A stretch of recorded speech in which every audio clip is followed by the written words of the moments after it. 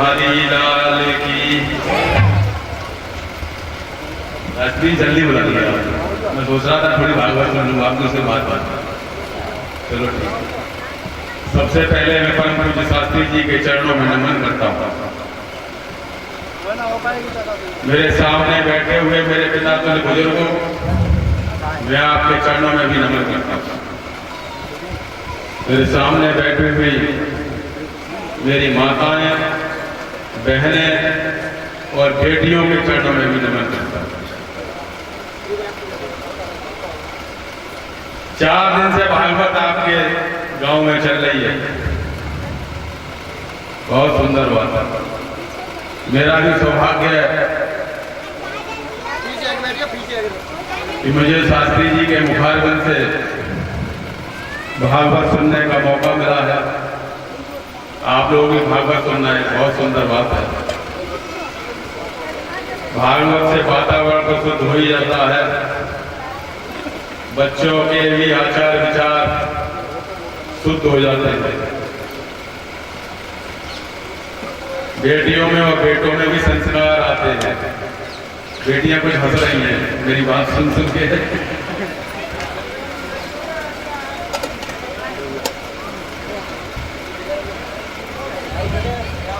कुछ लोग केवल मनोरंजन के लिए भागवत कराते हैं, लेकिन मुझे यहाँ लगता है मनोरंजन के लिए भागवत नहीं हो रही है। कुछ लोग भागवत में सीख भी रहे हैं। सीख रहे हो कुछ लोग भागवत में? क्या सीखा है? 4 दिन से भागवत हो रही है आप लोगों के बीच में, और जाने माने हमारे शास्त्री जी हैं, बहुत ही प्रसिद्ध, बहुत ही अच्छे वक्ता, जिनके मुखारबिंद से आप भागवत की कथाएं सुन रहे हैं। तो मुझे लगता है जरूर आपने कुछ ना कुछ तो सीखा ही होगा 4 दिन में। सीखा या मनोरंजन करने आते हो? क्यों बैठी हो? सीखा है? अभी कहाँ चल रहा था? अभी पूछे शास्त्री जी कहाँ बोल रहे थे? कुछ लोग बता पाएंगे? मुझे बता ही नहीं पाएंगे कि कहाँ चल रही थी भागवत इस समय। कोई बात नहीं है, बहुत अच्छी बात है, बहुत सुंदर बात है। भागवत में बैठे हो, जितनी देर बैठे हो उतनी भी अच्छी बात है। कम से कम भगवान का नाम तो ले ही रहे हो। भागवत सुनना सुनाना बहुत सुंदर बात है, भागवत कराना भी बहुत अच्छी बात है।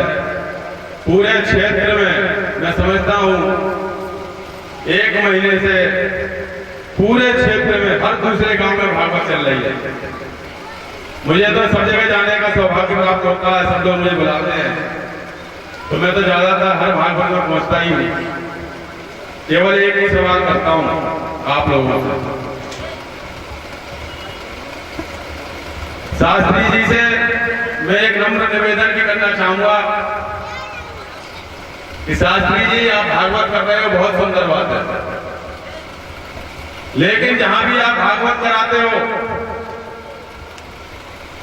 आचार विचार तो शुद्ध होते ही हैं, लेकिन जितने भी भक्तगण यहाँ बैठे हैं, माताएं, बहनें, बेटियां, बुजुर्ग, नौजवान, सभी, उन्हें एक संकल्प जरूर दिलवाया करो भागवत के माध्यम से। और वो संकल्प ये होना चाहिए कि जो भी अवगुण आपके अंदर है, सब जानते हैं कि कौन सा अवगुण किसके अंदर है। मुझे भी मालूम होगा कि मुझ में कौन सा अवगुण है, कौन सा अवगुण है, आप लोगों को भी मालूम है। किसी को बीड़ी पीने का अवगुण है, किसी में सिगरेट पीने का है, किसी में तंबाकू गुटखा खाने का अवगुण है, और किसी बच्चे में बहुत गुस्सा आता है, ये भी एक अवगुण है। माँ बाप को जवाब देते हैं उल्टे सीधे, ये भी अवगुण है। बहू सास से लड़ती है, झगड़ती है, ये भी अवगुण है। बहू ननद से भी लड़ती है, ननद बहू से लड़ती है, भाभी से लड़ती है, ये भी अवगुण है। तो मैं ये चाहता हूं कोई शराब पीता है, ये भी अवगुण है। कि शास्त्री जी एक संकल्प दिलवाए सभी लोगों को, एक अवगुण कम से कम छोड़ करके किसी भागवत में जाए, तब आपकी भागवत सुनना और सुनाना पूर्ण मानी जाएगी। वरना आप आएंगे सुनेंगे और झाड़ के चले जाएंगे, कोई फायदा नहीं होगा। भागवत कराने का कोई लाभ नहीं मिलेगा। कम से कम जो अवगुण आप आसानी से छोड़ सकते हो, जैसे किसी को गाली देने का अवगुण है, किसी को गुस्सा करने का अवगुण है, तो जो अवगुण आप आसानी से छोड़ सकते हो, उस अवगुण को इस भागवत के प्रभाव से यही छोड़ करके जाए, तो हम आपकी भागवत को बिल्कुल पूर्ण मानेंगे कि आपने भागवत सुनी है, आपके विचार भी शुद्ध होंगे। बहुत अच्छी बात है। नगला गलुआ तो वैसे भी निधौली ब्लॉक में प्रसिद्ध गांव है, बहुत ही दबंग गांवों में गिनती होती है नगला गलुआ की। लेकिन दुर्भाग्य मैंने देखा पिछली साल लगातार मैं आप लोगों के बीच में आ रहा हूं, पिछली साल इस गांव में इतनी गर्मी हुई है, मेरे अंदाज से फिर एक रिकॉर्ड होगा, 50-60 गर्मी हुई होंगी इस गांव में पिछली साल 2020, जिनमें बहुतायत तो केवल शराब की वजह से हुई है। जो लोग शराब पीते थे, शराब के आदी थे, उसकी वजह से कमी हुई है। आज समाज कहां जा रहा है आप लोग देख रहे हैं, नए नए बच्चे 15, 16, 17, 18 साल 20 साल के बच्चे शराब पी रहे हैं, घर से जाते हैं पढ़ने, बियर पीते हैं। पूछो कहते हैं शराब थोड़ी पीते हैं, बियर पीते हैं। अब बियर भी शराब का ही एक रूप है। तो मैं ऐसे बच्चों से कहना चाहता हूं, चाहे बियर हो चाहे शराब हो, आपकी उम्र भी पढ़ने की लिखने की है, पढ़ो लिखो, अपना जीवन बनाओ। बियर और शराब में अपने जीवन को नष्ट मत करो। बहुत से एक्सीडेंट होते हैं, देखते हो आजकल रोड पे चलते हुए एक्सीडेंट हो रहे हैं नए नए बच्चों के। आधे से ज्यादा एक्सीडेंट तो केवल नशे की वजह से होते हैं। वो तो चले जाते हैं नशे में, लेकिन माँ बाप को जीवन भर का कष्ट दे जाते हैं, रोने के लिए छोड़ जाते हैं। इसलिए ये मोबाइल चलाना भी अवगुण है। आजकल के नए नए बच्चे, छोटे छोटे बच्चे, बड़े बच्चे, 3-3 साल 4-4 साल 5-5 साल के बच्चे, सुबह उनका उठना होता है और मोबाइल पकड़ना होता है। मोबाइल में पूरे दिन गेम चलाते हैं, कार्टून देखते हैं, पता नहीं क्या क्या देखते हैं बच्चे, पूरे दिन चलाते हैं, उन्हें समझाओ नहीं मानते हैं। हम लोगों की मजबूरी है, माँ बाप की मजबूरी इसलिए थी क्योंकि मोबाइल बच्चों को देना नहीं चाहते थे, लेकिन कोरोना काल लग गया, कॉलेज बंद हो गए, स्कूल बंद हो गए, टीचरों के फोन आना चालू हो गए कि पढ़ाई ऑनलाइन होगी। अब तो बच्चों को मोबाइल दिलाने पड़ेंगे, न चाहते हुए भी। जो नहीं दिलाना चाह रहा था बच्चों को मोबाइल, उन्होंने भी मोबाइल दिलाए बच्चों को। मैंने भी बच्चों को दिलाए, मेरे भी 3 बच्चे। बड़ी बेटी 20 साल की है मेरी, BA 3rd ईयर कर रही है, दूसरे नंबर की इंटर में है कॉन्वेंट में, और एक बच्चा है 10 साल का। मेरा बच्चा तो सुबह उठेगा मोबाइल, मुंह नहीं धोगा उससे पहले ही मोबाइल, और रात के 12 बजे तक मोबाइल चलाता है। इसलिए मेरे माने में ज्यादातर बच्चे मोबाइल चलाते हैं। बच्चों से पूछो क्या कर रहे हैं, रात के 11 बजे भी मोबाइल चला रहे हैं, पूछो क्या कर रहे हैं, पापा पढ़ रहे हैं। अब पापा को नहीं मालूम कौन सी पढ़ाई हो रही है, रात के 11 बजे 12 बजे तक ऑनलाइन पढ़ाई हो रही है। अच्छी बात है, मोबाइल अच्छी चीज भी बहुत है, लेकिन यूज करने का तरीका होना चाहिए। मैं बेटे और बेटियों से सिर्फ इतना कहना चाहता हूं, मोबाइल दिलवाए आपके माँ बाप ने तो एक आशा और विश्वास के साथ कि मोबाइल से आप पढ़ाई करोगे, अपना जीवन बनाओगे, और विश्वास के साथ कि इसका कोई यूज गलत तरीके से नहीं करोगे। तो मैं ये चाहता हूं मोबाइल आप लोग चलाओ, लेकिन अपने माँ बाप के विश्वास को कभी ठेस मत पहुंचने देना। जो आपके माँ बाप को ठेस पहुंचे, जिस विश्वास के साथ आपके माँ बाप ने आपको मोबाइल दिया है, उनके विश्वास को कायम रखना हमेशा।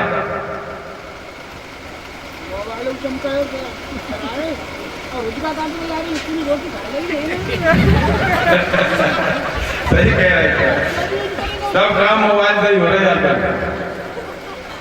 अच्छी बात है, मोबाइल से फायदा भी बहुत है। पहले कहीं किसी को कोई सूचना भेजते थे तो आदमी को भेजना पड़ता था, चिट्ठी भेजनी पड़ती थी, 3 दिन 4 दिन पहुंचते थे। अब तो पलक झपकाओ तुरंत सूचना मोबाइल के द्वारा। 40 काम सही है, 60 काम खराब है। तो 40 ही काम करने की कह रहा हूं मेरे बच्चों से, जो अच्छे काम है वही काम करो। रही बात भागवत की, भागवत जो है भगवान श्री कृष्ण जी के जीवन पर आधारित है और भगवान श्री कृष्ण जी का जीवन पूरा वंदनीय था। हमें भगवान श्री कृष्ण जी के जीवन से कुछ सीखना है। भागवत श्री कृष्ण भगवान जी ने भी बहुत बदनामी झेली है, जबकि वो भगवान थे, लेकिन बदनामी उन्होंने भी बहुत झेली है। मैंने भी बदनामी झेली है। पिछली बार जब मैं चुनाव आपके क्षेत्र से लड़ रहा था जिला पंचायत का, तो मैंने भी बहुत बदनामी झेली। लोग कहते थे ये गुंडा है,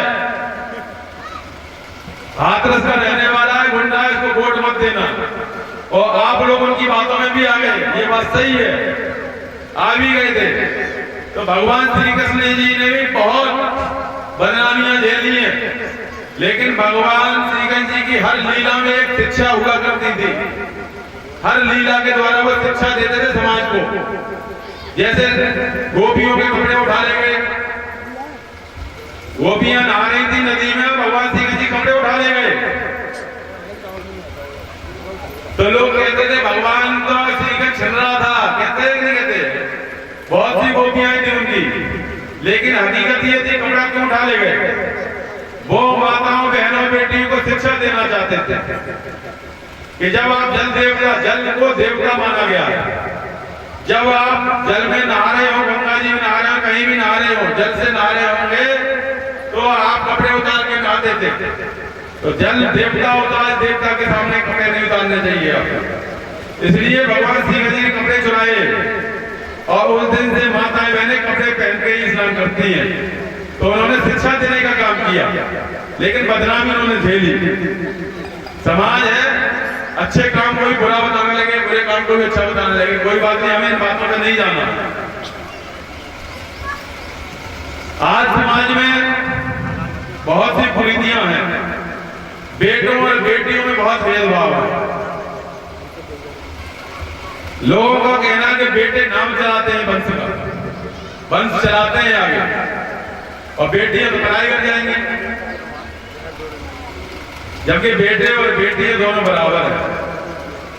आज बेटियां जो है अपने माँ बाप का नाम रोशन कर रही हैं, चाहे पढ़ाई के क्षेत्र में हो, चाहे खेलकूद के क्षेत्र में हो, किसी भी क्षेत्र में हो, बेटों से बढ़कर माँ बाप का नाम रोशन करती हैं बेटियां। हमें बेटों और बेटियों में कोई भेदभाव नहीं रखना चाहिए।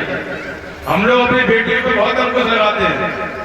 जरा सी बात हो गई, बेटी ने नाक कटा दी, अरे बाकी बेटी ने तो नाक कटा दी, बाकी बहू तो ऐसी आई है, बाकी मां ने वहां कोई संस्कार ही ना दे, कहते नहीं कहते। लेकिन बेटे पे कभी आरोप नहीं लगाएंगे। बेटा गलती कर रहा हो तो अगर बेटा है, छोटा है, अभी क्या है, सुधर जाएगा, बड़ा होगा।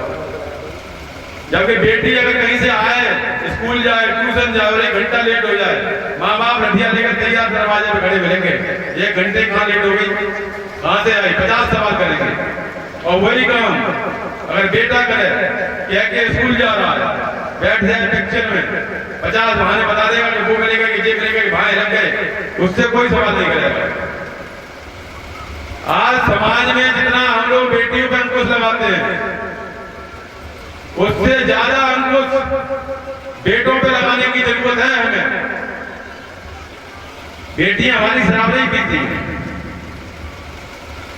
दिल्ली की बात अलग है, लेकिन हमारा एटा जिला ऐसा है, हमारा क्षेत्र ऐसा है कि बेटियां बहुत संस्कारी हैं। बेटियां शराब नहीं पीती, बेटे शराब पीते हैं। जितने भी गलत काम है, बीड़ी, सिगरेट, पान, गुटखा, इसका सब सेवन बेटे ही करते हैं। तो हमें अपने बेटों को सुधारने की जरूरत है। बेटियां तो हमारी सुधरी हुई हैं, हमें संस्कारी हैं। बेटों को अच्छे अच्छे संस्कार दो, जो आपके जीवन का भी उद्धार हो और बेटों का भी जीवन अच्छा बन जाए।